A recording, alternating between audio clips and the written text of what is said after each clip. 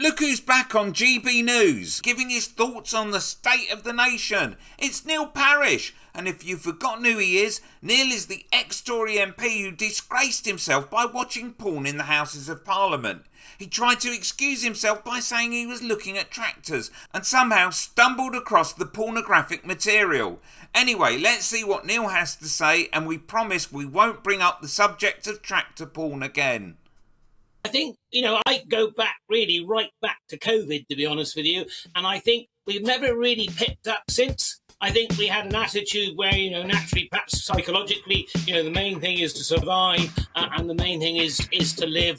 And so a lot of people have decided to take things quite a lot easier. On at least one occasion, you were blatantly viewing pornography on your mobile phone in the chamber of the House of Commons. And I think that's what's the snowballed. I mean, I run a farming business. It's quite difficult to get people to do things on time. Building work is almost impossible. Yeah, I have that.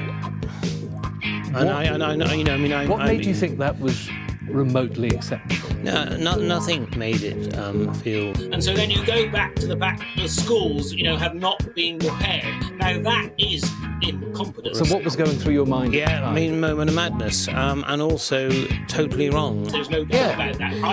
Either from the local authorities or from the government. This country's stopped working, Neil. This country has stopped working. The most basic of things now appear to be beyond the wit of man to be able to do. The Conservative frontbencher watching pornography on his phone.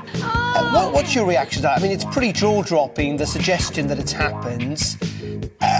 Frankly, whoever it is, surely they would have to have the whip removed, wouldn't they? Not just a barge to house a load of illegal migrants on, or a base that yesterday one bit of it blew up, for goodness sake, but also the other stuff like you've just said there. And people are lobbing tax money at this country, left, right and centre, paying arguably higher than they've ever paid in terms of tax.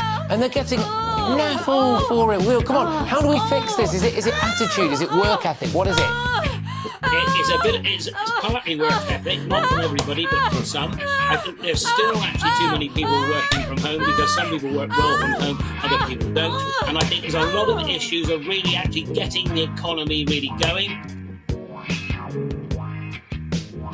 Click here for some disgusting Tories.